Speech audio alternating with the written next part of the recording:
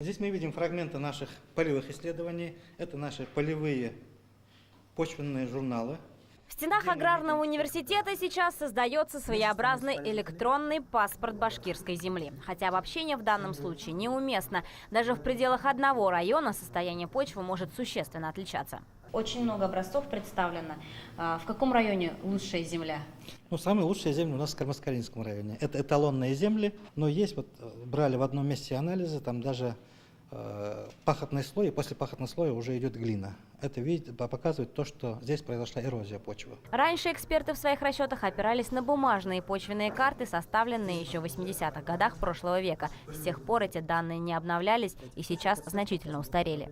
Новые данные ученых помогут аграриям найти наиболее удачные для посевов земельные участки. Результаты лабораторных исследований расскажут, где именно земля идеально подходит для возделывания той или иной сельскохозяйственной культуры. И, к примеру, возводить коттеджные поселки на том самом месте будет как минимум нерационально.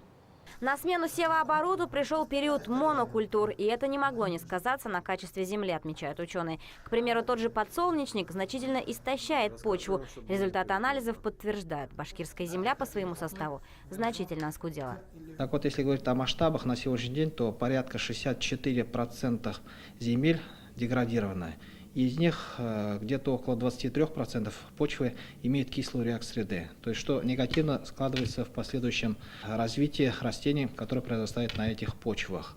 Исследования ученых аграрного университета скажутся и на стоимости земельных участков. Те наиболее плодородные почвы, естественно, они будут более дорогими, кадастровая стоимость.